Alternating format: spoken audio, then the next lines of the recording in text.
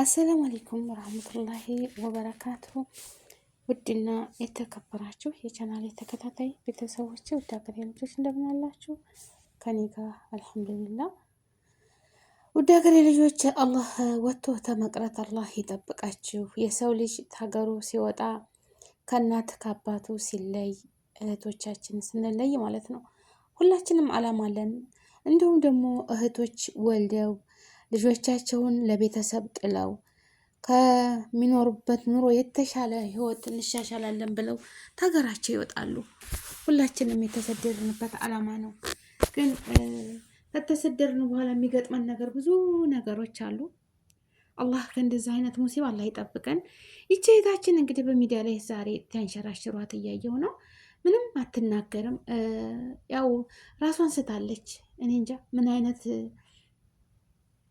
ጭንቀት እንደደረሰባት ምን አይነት መከራ እንደደረሰባት አላውቅም። ስምሽን ተናገሪ ምንድን ነው የምትለው ነገር አትናገርም። የምትናገረው ደግሞ በአረበኛ ነው።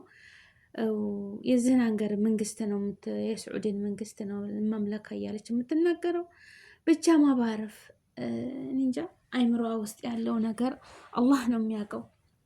አላህ ስብሃነ ወተዓላ እሱ ነው የሚያውቀውና ማለት ነው። አላህ ይጠብቀን። እንደው በጥቅሉ መላችሁ ወገኖቼ ከእንዲህ አይነት ሙሲባ አላህ ይጠብቀን። ወጥቶ ተመቅረት እሱ ይጠብቀን። በሰላም በደስታ ለሀገራችን ያብቃን። በጤናችን በአፍያችን። ያው የሰው ልጅ ሲሰደድ ሁላችንም ለዓላማ ነው አይደለም? ለመቀየር በቃ ታለንበት ኑሮ ሌላ ታለንበት ጎጆ ሌላ ጎጆ ለመስራት ለመቀየር በቃ የሆነ የተሻለ ነገር ለማግኘት ነው። ልጅ ያለው ልጅን ትቶ ቤተሰቡን ትቶ ሁሉም በየሀገር የተሰደደው ካለንበት አህዋል ሻል ያለ ነገር ለማግኘት ነው። ግን ያንም ደግሞ አልፎ ተርፎ ጤናን አቶ መመለስ ትልቅ በሽታ ነውና ወላሂ እህቶቼ ማለት ነው ጤናን የሚያህል ነገር የለም በዚች ምድር ላይ ስንኖር። ትልቁ ሀብታችን ለኛ ጤናችን ነው። በቃ ጤና አፍያን የመሰለ ነገር የለም። አላህ አፍያ ያርጋችሁ እህት ወንድሞቼ፣ ሙስሊም ክርስቲያን በየሀገሩ ላይ ያላችሁ ሁሉ ከናፊያችሁ ተመለሱ ወደ ሀገራችሁ ማለት ነው። ትልቁ ነገር ትልቁ ከምንም በላይ ትልቁ ሀብት ርዝቃችን ጤናችን ነው። ጤና ካለ የምንጠይቁንን ነገር እንመልሳለን በተግባር በትክክል ነገር። ጤና አይምሯችን ትክክል ከሆነ ማለት ነው። አይምሯችን ግን የተዛባ ከሆነ የምንናገረው እኳ ነገር አያምኑም። አይ ይቺ ልጅ የምትናገረው ጤናማ ስላላደለች የምትናገረው ነገር አይምሯ ስለማያገናዝብ ለፍርድም ያስቸግራል። ሀቂቀት ማለት ነው ማለት እንደሆነ ሁሉም ነገር ተሰሚነት የሚኖረው ጤናማ ስንሆን ነው። ገባችሁ አይደል? አግላችን አይምሯችን የሳተ ሆነ ማንም ሊረዳን አይችልም። ለምን በሰውም አትፈርዱም። አንድ ሰው ጤና ሆኖ ነው ምስክር እኳ ሲሰጥ ጤናማ ሲሆን ነው ምስክርነቱ ተያዥ የሚሆነው ማለት ነው። እና ይቺ እህቴ በጣም አሳዘነችኝ እውነት ሀቂቀትን ሀቅ ለመናገር አረቦቹ ይጣሏት፣ የተጠጋችባቸው ሀበሻ ይጣሏት። በባህር መታ እንግዲህ አቧራ ብቻ ሆናለች። ወላሂ ጫማዋ ምኗ በቃ ብትንትኑ ነው የወጣውና እዛ ሀበሻዎች ይጠይቋታል ከየት ነው። እንደገና ደግሞ ቪዲዮ የሚቀርጧት የምታቋታላችሁ እናንተ አውጥታችሁ የጣላችኋት ሰዎች የምታቋታላችሁ ልጅቷን እያሉ ነው። መቼም ያው ከባህርም መጡ በዛም መጡ ሰው የሚቀበላቸው አለ። ገባችሁ አይደለም? ማንኛውም ዜጋ ሲመጣ ጓደኛም ሆነ የሀገር ልጅም እንደው ተወከላላ ብሎ እንጃ ቤተሰብ የሌለው እንዴት ይሆናል? እንጃ ተቀባይ ከሌላችሁ እስኪ አስቡ። ለወንድ ልጅ ችግር የለውም። ለወንድ ልጅ 10 ቢሰቃይ ወንድ ልጅ በባህር ቢመጣ ከሴት ወንድ ልጅ ይሻላል። ከሴት ልጅ ወንድ ልጅ ይሻላል። ሴት እኮ ስንት መከራ አለባት። ሴት ልጅ እኮ ስንት መከራ አለባት ወገኖች ማለት ነው። መደፈር አለ፣ ብዙ ነገር አለ እኮ በሴት ላይ። አሁን ይቺ ልጅ ስንት ነገር እንደያዛት ምን ይታወቃል? አላሁ አለም የምን ጭንቀት እንዳደረባት አሰሪዎቿ። በነገራችን ላይ የኛ ኤምባሲ ኤጀንሲም ሆኖ ማንኛውም ነገር እኔ እንጃ ኤጀንሲዎቹም ሲወስዷቸው እየመቱን ነው ምናምን አርፈሽ ስሪ ብዙ ተጽዕኖ የሚያድሩባቸው አለና እንደው በጥቅሉ እኔ የምላችሁ እህቶቼ አላህዬን የምለምነው ወጥቶ ተመቅረት አላህ ይጠብቀን። ከሌላ መከታ እሱ ይስጠን። ይስጣችሁ፣ ለእኔም ለእናንተም እሱ ፈጣሪ ይወከለን፣ ሙሉ አፍያችንን ይስጠን፣ ሰው እንዲወደን ሰው እንዲያዝንልን ያድርግልን። እኛ ቅዋ ኑሮን አይደለም። እኔ እዚህ ቤት ትሰራ ብዙ አመት ብቆይ አላህ ስላገዘኝ ነው። አላህ ተጎናችን ስለሆነ ነው እንጂ በእኔ ቅዋ፣ በእኔ ጥበብ፣ በእኔ እውቀት አይደለም። ያው ሰበቡን ማድረስ ግድ ይለኛል አይደለ? ሰበቡን ማድረስ አላህ አይምሮት። አሁን ይቺ እህታችን ጫማዋ እዛ ወርቋል፣ ቦርሳዋ እዛ ወርቋል፣ አባያ ሁሉ ቱራብ ብቻ ሆኖ አለ። በቃ አይምሮዋን ትስታለች። እዛ ሀገር ሙቀት ነው ታውቃላችሁ። አረ ከባድ ነው ወላሂ ከባድ ነው። እና እንጃ እንደት እንደዚህ አይነት ሙሲባ አላህ ይጠብቀን። ያው ፊቷን ተሸፍናለች። የሚጠይቃት ሰው እንግዲህ ያው ግዴታ ወይ ፊቷን ገልጠው ደግሞ ቪዲዮ ሊሰሩ ይችላሉ። ያው ለኤምባሲ ነው እንግዲህ ኤምባሲው የኛ ኤምባሲ ሰፋራችን እዛ ወስደው ታሳፈሯትም ወደ ሀገሯ። በነገራችን ላይ አይምሮዋ ትክክል ካልሆነ የትኛው ክልል እንደሆነች ቤተሰቦቿ ልትናገር አትችልም ማለት ነው። ለምን አንዴ ሰው ሀገራችን እንግዲህ የብሔር ብሔረሰቦች ሀገር ነች። ወዴት ነው ትኬትስ ተቆርጦ የምትላከው ማለት ነው? ቤተሰቦቿ ታልተገኙ፣ እሷ ታልተናገረች፣ ወለየ ተሆነች ወለየ፣ ጎንደር የተሆነች ጎንደር፣ ጎጃም ተሆነች ጎጃም፣ ወረሞም ተሆነች ወረሞ፣ ትግሬም ተሆነች ትግሬ ነኝ ብላ መናገር ያለባት ትትናገር ነው። ያው እዛም አዲስ አበባ ወስዶ ቢወረውራት የባስ መከራ ነው የሚገጥማት ማለት ነው። እና ከባድ ነው። አላህ ያሽራት፣ አላህ ያሽራት፣ አላህ ይድረስላት። ከባድ ነው ወላሂ እንደዚህ ወጥቶ ተመቅረት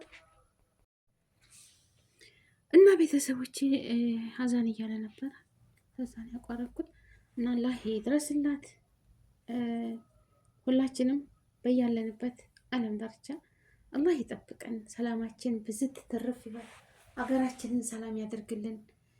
የቤተሰብ በስደት ላይ መጥተው ቤተሰቦቻቸው ገንዘብ አልባ ገንዘባቸውን በልተው ባሎቻቸው እንግዲህ የዚች ልጅ የደረሰባትን ነገር አላህ ነው የሚያውቀው። አሰሪዎቿ አይምቷት በጩኸት እያደናገሩ በሁሉ ነገር አዲስ ስትመጡ ብዙ ፈተና አለ። ወላሂ ደግሞ አሁን በየቤቱ የካሜራ የሚባል አለ። ወላሂ በሁሉ ነገር ካሜራ አድርገው አንዳንድ ቤትማ ራሳቸው ሽንት ቤት ድረስ እያደረጉ ነው ማለት ነው። ኩሽና ሌላ ቦታማ ተውኝ፣ ግቢው ምናምን በቃ አዲስ እንደ ፋሽን ነው ያዙት አረቦች አሁን ካሜራ መረከብ በየቤታቸው ማለት ነው። ይህን ደግሞ አንፍረድባቸው። አምነው ያመጧቸውን ሰራተኞች ገንዘባቸውን ከፍለው ልጅን የሚያህል ነገር ልጆቻቸውን እያጠፉባቸው ስለሆነ ለዛ መከታተያ ነው ይህንን ካሜራ ያደረጉት፣ ሙራቀባ ያደረጉት ወደው አይደለም። ወላሂ ተኛው ክፋት ነው። አንዳንዶች መልካሞች አለን ሲበዛ ደግሞ አንዳንድ እህቶች እንደዚህ ሱብሃንአላህ ብዙ መቼም አልፎ አለ በየቤት ማለት ነው። እና አሁን በጣም ከፍቷል። ምን አይነት ተጽዕኖ እንዳደረባት፣ ምን አይነት ሙሽኪላ ችግር እንደደረሰባት እሱ ነው የሚያውቀው። እና እኔ እንደው በጥቅሉ ወገኖቼ በየዓለሙ ላይ ያላችሁ ሙስሊም ክርስቲያን ወገኖቼ ሁላችሁም ክፉ ነገር አይንካችሁ፣ በሄዳችሁበት ሁሉ ሰላም ሁኑ፣ ያሰባችሁት ይሳካ፣ ከመጥፎ ነገር ሁሉ ይሰውራችሁ፣ እንቅልፋት አይምታችሁ፣ ጤናማ ሁኑ። የራስ ምታት እንዲሁ ገለመኔ ያ ረብል ዓለሚን ሰውነታችሁን በሙሉ ጤናማ አላህ ያድርጋችሁ፣ ርዝቃችሁን ሰፊ ያርግላችሁ። ሰዎቹም ደግሞ እንዲወዷችሁ፣ እንዲራሩላችሁ፣ እንዲያዝኑላችሁ ያድርግ የፈጠራችሁ ጌታ ማለት ነው። እሱ ምንም አይቸግረውም። ታገራችሁ ተተመኛችሁት በላይ ተሳክቶላችሁ ለቤተሰቦቻችሁ ያውቃችሁ። እኔ ዱዓ ይሄ ነው ወላሂ። ሁላችሁ ተሳክቶላችሁ ሁሉን ነገር አሟልቶ ታገራችን ስንመጣ እንዳልኳችሁ ልጆቹን እንመጣለን ብዙ ነገር። ግን በሰው ሀገር ላይ ስንኖር ማግባት አለ፣ መውለድ አለ፣ ቤተሰብ ማፍራት አለ። ሁሉ ነገር አላህ ያው የሚረዝቀን እሱ ነው። ብቻ በስኬት ወልዳችሁም አግብታችሁም ስኬታማ ሆናችሁ ከምታስቡት በላይ ሁሉን ነገር አሳክቶላችሁ ያው በሰው ሀገር ሲሰደድ ልጅነት ብቻ ሳይሆን እርጅናም ይመጣል። በዋልን ባደርን ጊዜ ሁሉም ነገር እየተቀያየረ ነው የሚመጣው። አንድ ሰው ልጅ ሆኖ ይመጣል በነገ በዛሬ እያለ ስንት ነገር ነው እድሜያችን የሚኖግደው ማለት ነው። እና ያንን ነገር ደግሞ የሚያሳካልን በሰው ሀገር ስንመጣ ብዙ ልጆች ተሳክቶላቸው እዚህም ቤተሰብ መስርተው አምሮባቸው የሚሄዱ አሉ እና ይሄ የአላህ ጥበብና እገዛ ነው። ሁላችሁንም አላህ ይገዘን፣ አላህ ያሳካልን፣ ተክፉ ነገር ይጠብቀን። ሁላችንም ለእኔም ዱዓ አድርጉልኝ፣ ለእናንተም አላህ ይድረስላችሁ። እውነት ይህች እህታችን ደግሞ ምንም አይቸግረውም። ሰማይና መሬት የዘረጋ ጌታ አፍያዋን ይመልስላት። እሱ ያጠመመውን ማንም አያቀናውም፣ እሱ ያቀናውን ማንም አያጠመውም እና እሱ ይሽፊሃ። እንደው አላህዬ ያሽራት፣ በትክክል ስሟን ተናግራ በትክክል ሀገሯን የምትገባ ያድርጋት። ደጋግ ሀገራችን ሰዎች አሉ ለተቸገረው የሚረባረቡ። ምንድን ነው የሚባለው አለ አይደለም፣ 50 ሎሚ ለአንድ ሰው ሸክሙ ነው፣ ለ50 ሰው ጌጡ ነው ይባላል አይደለም። ተተረባረብን፣ ሁላችንም ተተጋገዝን፣ ታሰበችው በላይ ተሳክቶላት የምትፈልገውን ነገር ይዛ መግባት ትችላለች ይህች እህታችን ማለት ነው። እኔ እንጃ ብቻ ከባድ ነው በአሁኑ ሰዓት እንደዚህ እህቶቻችን። አሁን በየቤቱ ብታው ስራ ጠፍቷል። በጠለብ ኑ ቶሎ ብላችሁ የምታስወጡ ስርዓት ይጠፋ በሆነ ነገር አይምሯቸውን እየሳቱ በጭንቀት በሀሳብ ብዙ ነገር እየደረሰባቸው ነው እህቶቻችን ማለት ነው። ኩንትራት ተመጡ፣ በኩንትራት ቦታ ጠንክረው እንዲሰሩ ያልፋል፣ ምንም አይደለም እያላችሁ እንዲጠነክሩ ማድረግ ነው እንጂ ኑ እያላችሁ እየሰበሰባችሁ ለቤት ኪራይ ብላችሁ 10 20 30 ልጆች ቤት ውስጥ የምታስቀምጡ በጭንቀት የሚበሉት ያጣሉ። ብዙ ነገር እኮ አለ። በሴት ላይ ያለ መከራ እኮ ብዙ ነገር አለ። ወንድ ልጅ እንዳልኳቸው ምንም ችግር የለበትም። ሴት ልጅ የራሷ በየወሩ የራሷ በቃ የምትጠቀመው ነገር ያንን ሁሉ ታልሰራች መጠቀም አትችልም፣ መሰረፍ አትችልም። ትትሰራ ነው ለራሷ እኳ መሆን የምትችለው። ስታጣ የቤት ኪራይ ስታጣ ብዙ ነገር አለ። ጭንቀት ደግሞ ምንድን ነው የሚመጣው? ሀሳብ ሲበዛ ጭንቀት ይመጣል። ጭንቀት ደግሞ ወደ ማበር ነው የሚመጣ፣ አይምሮ መሳት፣ በሽታ መፍጠር፣ ሌላ ነገር የለም። እና በኮንትራት የመጡ ቢያንስም ቢያርግም ኮንትራት ላይ ሆነው ሲቆጥርላቸው ገንዘባቸውን ይይዛሉ። ግን ኢጃዛ ቤት ተቀምጠው ለእብደት ነው የሚዳረጉት። አሁን ስራ ጠፍቷል። ወላሂ ስራ ፈልጉ የሚል የለም። አሁን እንጃ ቅዝቅዝ ነው ያለው። በፊት ሮመዳን ታይመጣ በፊት ነው ገና 2 ወር 3 ወር እየደወሉ እኔ ጋር እኮ ስንት ሰው ነው ሸቃላ ፈልጊልኝ የሚሉት ማለት ነው። አሁን ግን አንድ ሰው ካደውሎ ሰራተኛ ፈልግ የሚል የለም። እኔ እንጃ እናንተም ጋር ነው ወላ እኔ ብቻ ጋር ነው? እኔ እንጃ ማንም። እኔ ጓደኞችን ጋር ስደውል በአላህ ፋጥሜ ስራ ካለ ደውይልኝ የሚለኝ ሰው ነው እንጂ ስራ ሰራተኛ እስኪ ካለ ስራ የሚፈልግ የሚል የለም። እኔ እንጃ ከዛ ተሸሪካቸው እያመጡ እያስፈጉ ነው።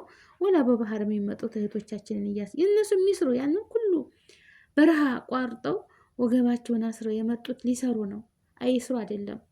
እና እህቶቻችን ደግሞ አብዛኛዎቹ በበረሃ የሚመጡት በባህር በሽታ ላይ እየወደቁ ነው። ወላሂ በሽታ ላይ አሁን ይሄ በሽታ በሁሉም ሀገር ተሰራጭቷል። በእኛ ሀገር ብቻ አይደለም ይሄ ኤችአይቪ የሚባል በሽታ። አላህ ይጠብቀን፣ አላህ ይጠብቀን ከእንዲህ አይነት ሙሲባ። አሁን ቅድም በተሆነች ጓደኛ የተሰማ የተመረመሩ ብዙ ልጆች በኤችአይቪ ተይዘዋል እያለች ስትነግረኝ ማለት ነው። እና ከእንዲህ አይነት በሽታ አላህ ይጠብቀን። ራሳችንን ለምን አንፈርድባቸውም? በባህር የመጣች ልጅ ወንድ ጋር ተቀላቅላ ስትመጣ ጫካ ውስጥ እያደረች እየዋለች ማንም ዝም ሊላት አይችልም።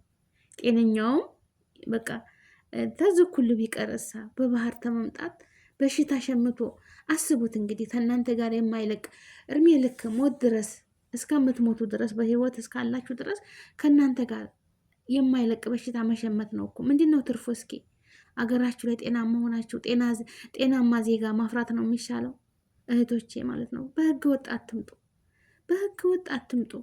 ተተሻለ ህጋዊ ለዛውም ሆኖ የኛ ኤጀንሲዎች ለእኛ የሚደርስብን ጉዳት ተንከባክቦ በደረሰብን ነገር ተጎናችን አይሆንም። ይህ የታወቀ ነው። ግን ቢሆንም ህጋዊ ይሻላል። በባህር አትምጡ። በባህር ስትመጡ ብዙ መከራ አለ፣ ብዙ መከራ አለ። ሴት ልጅ መቋቋም አትችልም። በበረሃ መጣ ብዙ መከራ አለ።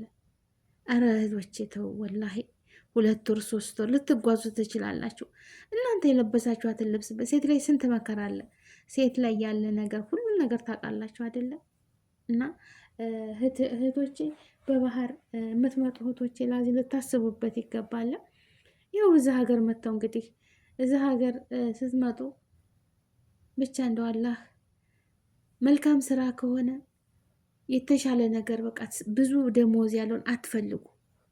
በተለይ ህገ ወጥ ሆናችሁ አንገታችሁን ደፍታችሁ እዛችሁ ቤት ትንሽም ብኮን ቀን አሳለፉ። ቤት ውስጥ ቁጭ ብላችሁ በቤት ኪራይ የምትጨናነቁ ቀለል ያለ ደሞዝ ላይ ብትሰሩ የተሻለ እስከሚመጣ ድረስ ፈጣሪያችሁን እየለመናችሁ ከዛ በኋላ እሱ በረካ ያደርገዋል። በሰላም ጤናማ ሆናችሁ መግባት ነው የሚሻላችሁ ማለት ነው። እና አላህ ይጠብቀን፣ አገራችንን ሰላም ያድርግልን። በሀገራችሁ ላይ በትምህርታችሁ ተምራችሁ ተመርቃችሁ በስራችሁ በተማራችሁበት ትምህርታችሁ ስራ የምታገኙበት እንደው ያድርግልን እንጂ እንደው መሰደድን ስደትን አላህ በቃ ይበለን። ሀገራችንን ሰላም ያድርግልን። ውድ ሀገሬ ልጆች እኔ እንጃ ምን እንደምላችሁ አላቅም። ብቻ አላህ ይድረስላት ይችን እህታችንም እኛንም ሁሉንም ወጥቶ ተመቅረት ይጠብቀን ነው ምለው። ላይክ፣ ሸር፣ ሰብስክራይብ አድርጉ እህት ወንድሞቼ። እኔ የምልላችሁ ይህን ብቻ ነው። ብቻ ወጥቶ ተመቅረት ይጠብቀን። ዋና የሰው ልጅ እንደው በሰላም ወጥቶ መመለስን የሚያህል ነገር የለም። አላህ ሙሉ አፍያችንን እንደሰጠን ሙሉ አፍያ እድሜያችንን ረጅም አድርጎ ወደማይቀረው እንሄዳለን ማለት ነው። በሰላም በደስታ ለሀገራችን ያብቃን። ላይክ፣ ሸር፣ ሰብስክራይብ አድርጉ። ሰላም አለይኩም።